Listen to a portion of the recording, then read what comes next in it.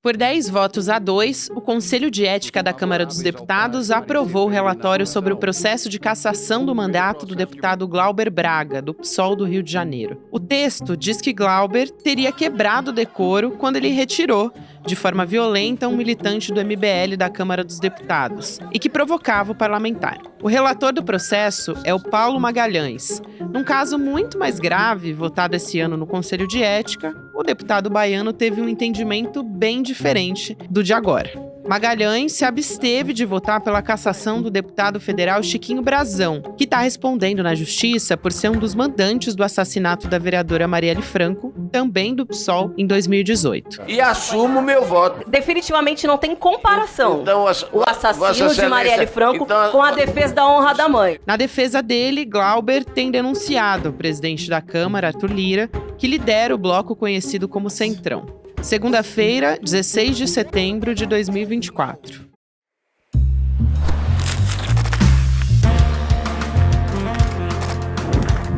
Olá, seja muito bem-vindo, seja muito bem-vinda. Eu sou a Gabriela Varela,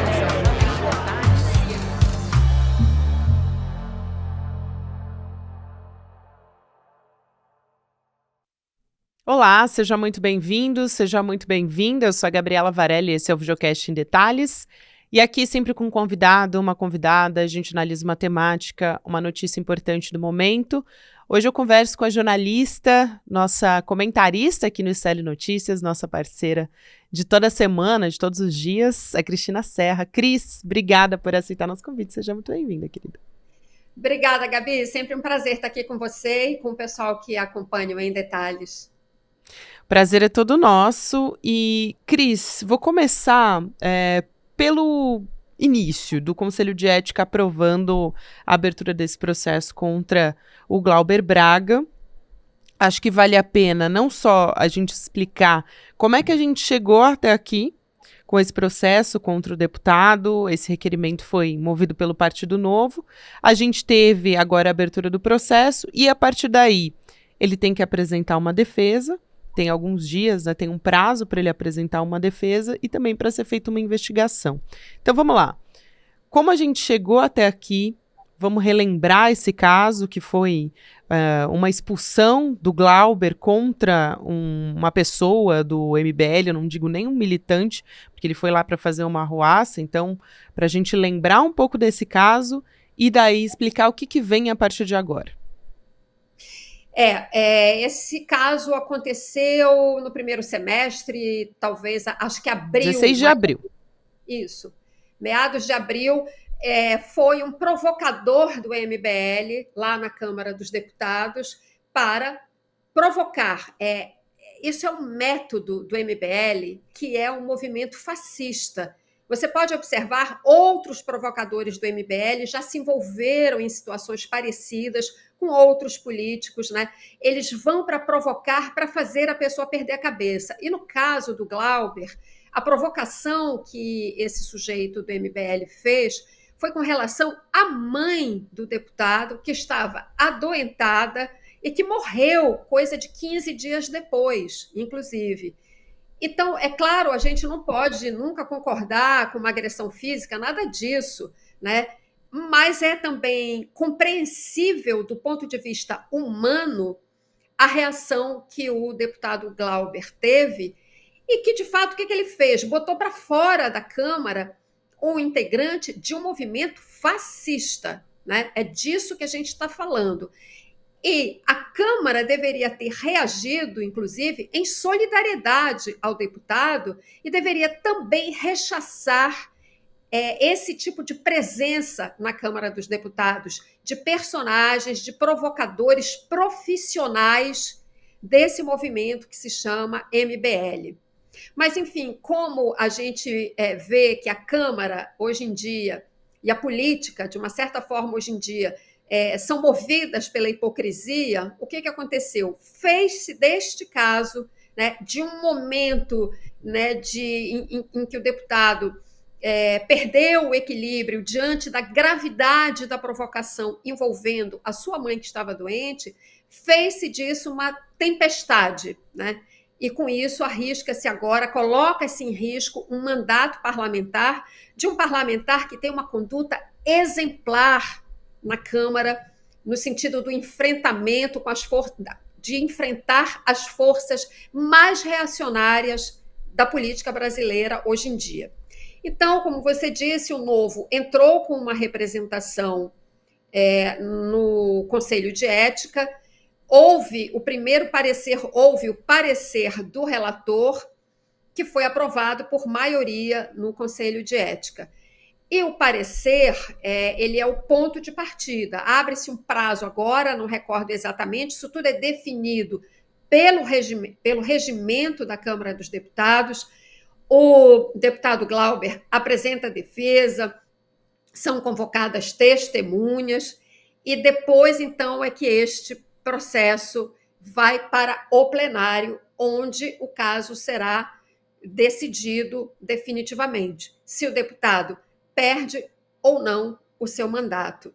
A julgar pelo que aconteceu no Conselho de Ética, num primeiro momento, esse parecer do relator, aprovado por ampla maioria, e também pelo apoio quase inexistente ao deputado Glauber Braga, manifestado naquela sessão do Conselho de Ética, eu vejo que ele terá um caminho muito duro à frente, muito difícil, né? Mas, enfim, o jogo não terminou e é preciso que haja uma enorme mobilização para que ele tenha apoio e consiga enfrentar essas forças reacionárias, né, que a gente pode personificar na pessoa do presidente da Câmara, Arthur Lira. Sem dúvida, Cris, você trouxe vários pontos importantes aqui e eu queria reforçar quando você diz que há uma hipocrisia, porque a gente já teve outros casos na Câmara dos Deputados totalmente absurdos, por exemplo, o Nicolas Ferreira fazendo não só um discurso, mas uma performance transfóbica em pleno plenário da Câmara dos Deputados. A gente já teve outros casos de agressão também. Teve no primeiro semestre agora de 2024, aquele caso do Washington Quaquá, que é um deputado também do Messias Donato. Quaquá deu um tapa no Donato, eles bateram boca, enfim, que está sendo apurado pela Polícia Federal, mas é um caso que aconteceu e ainda está em apuração. Então, a rapidez chama atenção, da rapidez que avançou esse caso do Glauber Braga. E sem contar outras questões, parlamentares apoiando o 8 de janeiro, uma tentativa de golpe de Estado gravíssimo, e a gente tem esses deputados, esses parlamentares continuam frequentando a Câmara, continuam com os seus mandatos. Então, eu acho isso fundamental. E acho que não tem como falar do Glauber sem entrar no mérito de como ele sempre foi um dos parlamentares que mais se mobilizou contra os malfeitos, vamos dizer assim, mas são muitas questões relacionadas ao presidente da Câmara dos Deputados, o Arthur Lira, e acabou virando um desafeto. Então, acho que vale a pena trazer um pouco desse histórico. O Glauber é um deputado que é muito aguerrido, que tem muito esse perfil do enfrentamento e que acabou desagradando muito fortemente o Arthur Lira, né? É verdade. Esse perfil do Glauber, né, de ser aguerrido, de ir para o enfrentamento, é um perfil, inclusive, que faz falta na Câmara dos Deputados. Deveria haver mais políticos dispostos a ir para o enfrentamento, como vai o Glauber.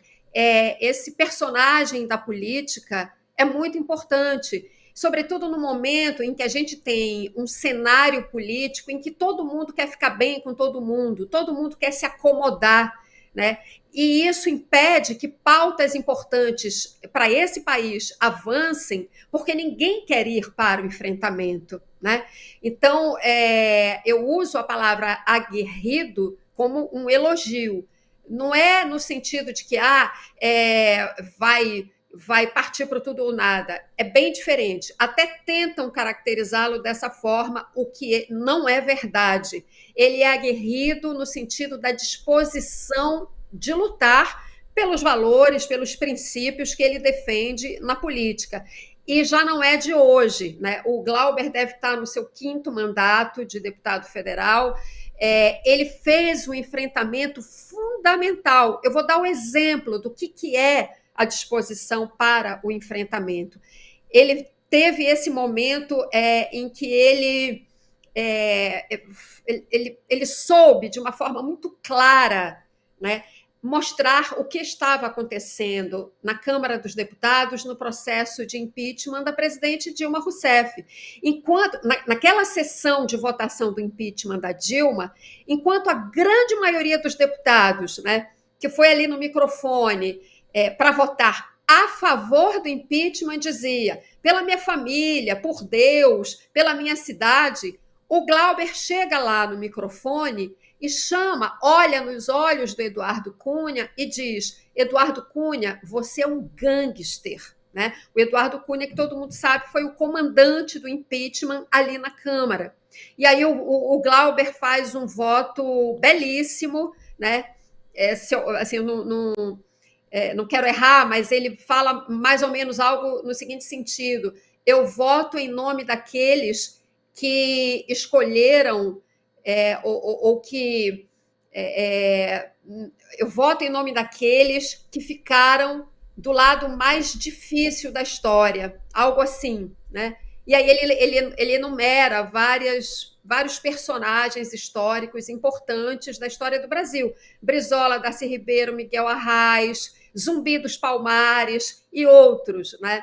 Então, ele foi o deputado que, naquele dia, jogou na cara de Eduardo Cunha: você é um bandido e nós sabemos o que você está fazendo. Né? Então, esse é o Glauber Braga, e é isso que eu chamo de disposição para o enfrentamento, e é isso que eu chamo de ser um deputado aguerrido. Eu encontrei aqui, e ele disse isso: você é um gangster. Depois ele diz: o que dá sustentação à sua cadeira cheira a enxofre. Aí, na sequência, eu voto por aqueles que nunca escolheram o lado fácil da história. Eu voto por Marighella, por Plínio de Arruda Sampaio, Evandro Lins e Silva, por Arraes, Luiz Carlos Prestes, Olga Benário. Eu voto por Brizola e Darcy Ribeiro, por Zumbi dos Palmares eu voto não. Foi muito forte esse voto do Glauber. Muito, muito forte. Eu estava lá naquele dia e... Assim, é inesquecível, né? Por todos os motivos, tudo aquilo é inesquecível, e a declaração de voto dele também. Então, é disso que a gente está falando. É um político que age movido pelos seus princípios, que não faz acordozinho para ganhar uma emendinha aqui ou ali, sabe? Ele não tergiversa, não... Sabe, ele age pelos princípios pelos quais ele acredita, e isso deveria ser o normal, isso deveria ser o óbvio, mas com aquela Câmara, essa legislatura que nós temos hoje, comandada por Arthur Lira, que é um político que age na base da chantagem e da faca no pescoço, isso ganha uma importância muito maior. Então é isso, Lira está no comando dessa operação de cassação do mandato do Glauber, porque de fato o Glauber se tornou um desafeto. É uma ação de vingança política, né? É disso que a gente está falando. O Glauber, ele expôs muitos escândalos envolvendo, Cris, o Arthur Lira, inclusive o caso dos kits robótica. Ele, nesse discurso do Conselho de Ética, ele aproveitou para fazer denúncias também. Então, mesmo nesse contexto, ele estava ali continuando com esse perfil que a gente está comentando aqui. E acho que vale a pena a gente falar um pouco sobre como foi, porque...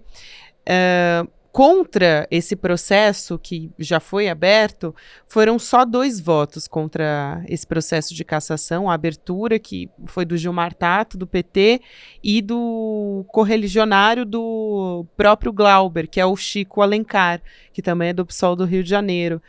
E aí, Cris, eu acho que a gente poderia entrar em como a ala progressista está ou não apoiando o Glauber em todo esse processo. Como é que você está acompanhando isso? Porque é um fato, o governo ele tem minoria, a base do governo. Até no Conselho de Ética o governo tem minoria. Então, o fato de estar no meio de um processo eleitoral, a gente está agora, tem muita gente em campanha, disputando o cargo eletivo, isso influencia? Como é que você acha, o Glauber, ele está isolado, não está isolado? Como que tem sido esse clima em relação ao processo do Glauber?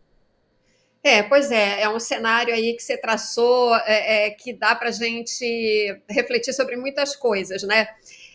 Mas eu queria só ressaltar, né, pelo que você falou no começo aqui, já entro na questão do cenário atual, mas uma coisa que você falou, né, do enfrentamento dele com o Lira, que mesmo ele na sessão, né, ele fez denúncias na sessão do Conselho de Ética.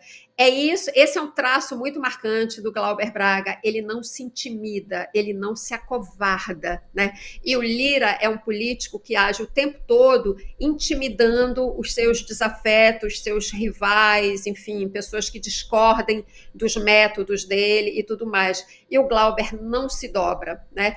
Esse é um aspecto. Agora, como é que ele está nesse momento? Eu vejo pela sessão no Conselho de Ética, né, como você falou, 2 votos apenas, um do PT e um do PSOL. E o PT tem mais votos no Conselho de Ética. Onde estavam esses deputados que deveriam estar lá votando a favor do Glauber Braga, dando suporte? Pode ser que cada um deles tenha uma explicação, né? Mas eu acho que a gente tem que destacar aqui o seguinte, pela importância do Glauber Braga nesse cenário que a gente está conversando aqui na Câmara dos Deputados, o suporte do campo progressista a ele deveria ser total, maciço, né? E você não vê isso. Partidos de esquerda mesmo, né? A sensação que eu tenho pela falta de presença nesse momento, entendendo o cenário de campanha eleitoral e tudo mais, mas é aquela coisa, se vai ter uma sessão no Conselho de Ética e ela é tão importante, ela é tão decisiva, né? Você para o que você está fazendo, vai lá, depois você volta e toca a campanha. A impressão que me dá é que ele está solto, sabe? Tipo assim, soltaram a mão. Eu não diria que ele está isolado, né? Mas ele está ali meio à deriva, sabe? Quando ele deveria, neste momento agora, ele deveria ter uma retaguarda muito forte. Ele pode até perder, porque lá no plenário, lá na frente, porque a gente sabe que o campo progressista é absolutamente minoritário na Câmara dos Deputados, né? Mas uma coisa é perder sozinho, sem apoio. Outra coisa é perder com dignidade e com uma demonstração de apoio muito forte do campo progressista. Eu não vi isso no Conselho de Ética, não tenho visto isso até o momento. E acho que a omissão no caso do Glauber, se confirmada, né, nos próximos passos, daqui para frente, e até esse processo chegar no plenário, ela é tão grave quanto o ataque que essas forças reacionárias estão fazendo ao mandato do Glauber Braga neste momento. Não há outra atitude possível no caso do Glauber Braga, a não ser dar um apoio firme, claro, sem nenhum mas, contudo, porém, todavia. Só há uma posição digna neste caso, que é o apoio maciço ao Glauber Braga do campo progressista. Agora, só para encerrar esse aspecto, o que a gente vê também, Gabi, hoje em dia no Congresso, em função desse verdadeiro esquema de compra de consciências, que é o esquema das emendas parlamentares, né? Mesmo parlamentares do campo progressista se acomodaram a esta situação, tiram partido desta situação, também se beneficiam de alguma forma desta situação, né? E preferem, como eu disse, talvez a omissão, que, como eu disse também, é tão grave contra quem acusa Glauber Braga. Eu concordo inteiramente com você, Cris. Importantíssimo você dizer isso, porque não é... Claro, tem muitas... no momento que aconteceu ali o caso de ele ter expulsado esse arruaceiro, né, essa pessoa que foi fazer ali bagunça dentro do Congresso Nacional, muita gente disse, olha, é muito difícil, porque o modus operandi do MBL é esse, a intenção é essa, então contemporizou, algumas pessoas disseram, não, é inadmissível a agressão, e ninguém aqui está dizendo que a agressão é correta, mas aqui a questão é o quanto existe uma disparidade absurda, o quanto esse caso andou assim numa velocidade que é inacreditável perante outros casos que são muito mais graves e que deveriam estar em julgamento, ou muitas vezes até estão, mas num ritmo muito mais lento. E então... Isso tudo está acontecendo agora, não é por acaso, está acontecendo num momento de eleição também para o sucessor do Arthur Lira, não é uma coincidência que tudo isso esteja acontecendo agora, então é importantíssimo o apoio irrestrito dos colegas progressistas, dos parlamentares de esquerda ao Glauber Braga perante a tudo que ele está passando e que continua, como você disse, fazendo todas essas denúncias, não se acovardou mesmo diante de toda essa situação que ele está vivendo, que é um processo de perseguição política muito claro das forças hegemônicas do Centrão ali dentro do Congresso. Cris, sendo bem direta, a gente está se encaminhando para o final, mas sendo bem direta, você acha que é possível reverter a situação do Glauber ou que, de fato, ele vai ter o mandato cassado? Acho muito difícil ele escapar, sabe? Eu acho que ele só conseguiria escapar se houvesse uma mobilização imensa, intensa, seja via rede social, seja presencial, de pessoas ali no Congresso, né, seja com abaixo assinado, mas teria que ser uma coisa muito, muito gigante. Eu, infelizmente, não vejo essa mobilização, embora eu, particularmente, continue mobilizada, né, com meus poucos recursos, eu faço o meu papel. Mas acho muito difícil, por tudo isso que a gente viu agora, que a gente conversou agora aqui no programa. E é muito ruim, sabe, Gabi, se isso realmente se confirmar, porque a perda do mandato do Glauber, né, o sucesso dessa operação de ataque do Arthur Lira contra o mandato do Glauber Braga e contra os seus eleitores, seria a vitória do fisiologismo na política, a vitória da política feita na base da chantagem, da brutalidade, né, os métodos os mais escusos que a gente vê hoje na política. Para mim, tem esse alcance, essa dimensão e esse sentido, né? O mandato do Glauber que está sob ataque é o mandato de um deputado que defende trabalhadores, né, trabalhadores e trabalhadoras, um deputado que defende o povo brasileiro, as necessidades básicas do povo brasileiro, que luta por isso. Basta ver o histórico dele, as comissões onde ele sempre participou.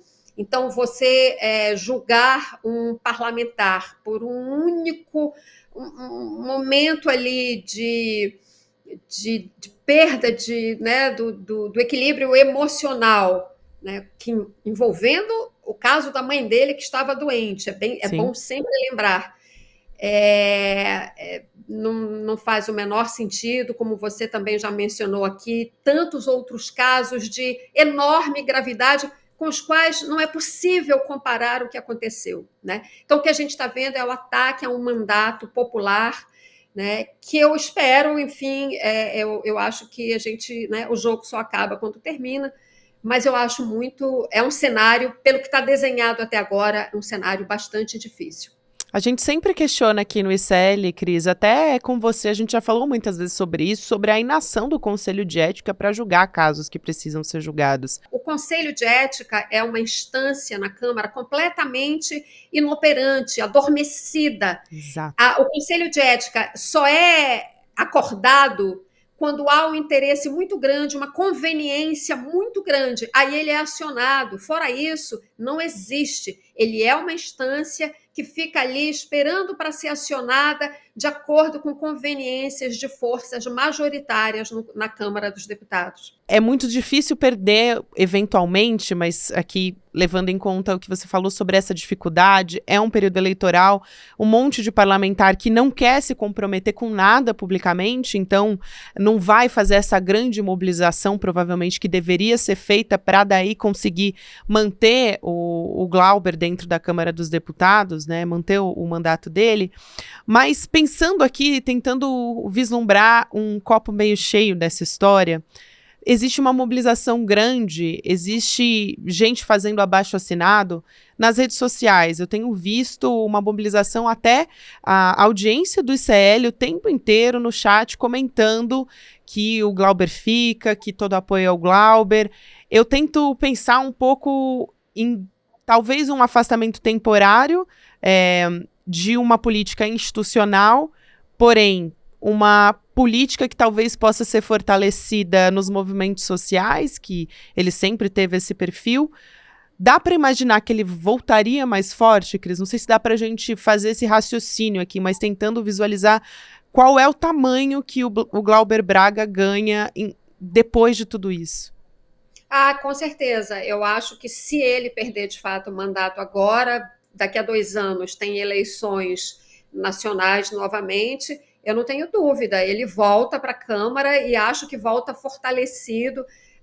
Ele representa, de fato, uma parcela muito grande do eleitorado aqui no Rio. Ele, como eu disse, eu acho que ele está no 5º mandato e ele vem consistentemente aumentando a votação dele. Se você pegar desde a primeira até a última votação dele, ela vem aumentando. E acho que sim, ele voltaria. Inclusive, a partir daquele voto que a gente conversou aqui, do voto contra o impeachment da Dilma, né, ali ele ganhou uma estatura muito grande, né, e vem, como eu disse, aumentando consistentemente. Então, eu vejo que esse enfrentamento dele com Lira levaria a uma votação, eu acho que consagradora daqui a 2 anos, mesmo com o cenário que a gente tem aqui no Rio de Janeiro, com a extrema-direita muito forte, mas, como eu disse, ele representa um segmento importante dos votos do campo progressista aqui no Rio, e tenho certeza que voltaria fortalecido daqui a 2 anos.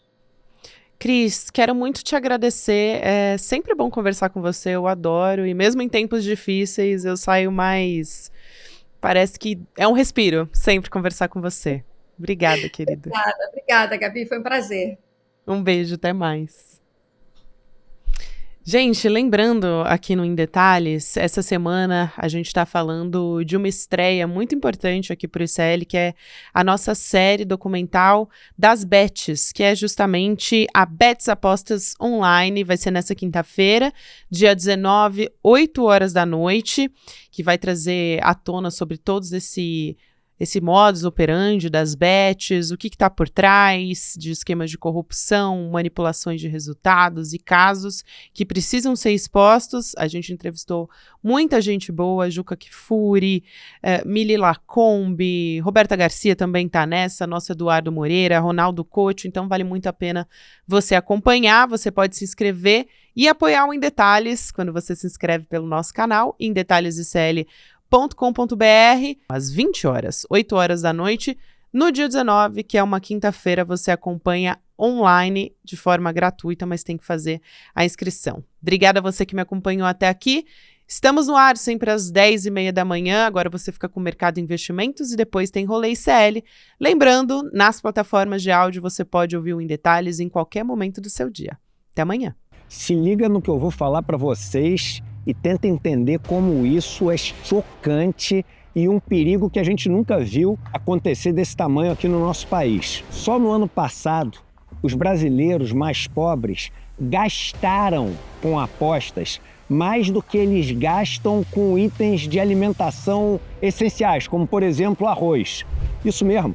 O brasileiro gastou mais com apostas do que o país inteiro gastou comprando itens de necessidade fundamental ao longo do ano passado. Isso porque uma doença chamada bets tomou conta do país de uma forma como nenhum outro país do mundo viu até hoje. Só que ninguém pode falar disso, porque os principais canais de televisão, os principais jornais, os principais influenciadores, eles são literalmente comprados por essas bets, com patrocínios milionários que fazem que eles convidem as pessoas em vez de alertar dos riscos desse problema. O ICL mais uma vez resolveu enfrentar o que ninguém enfrenta. E no dia 19 de setembro, às 8 horas da noite, a gente vai lançar o documentário Bets, o jogo sujo que ninguém comenta. E quer convidar vocês para participar desse lançamento. E aí, no dia 19 de setembro, a gente vai estar junto, mostrando o que ninguém mostra.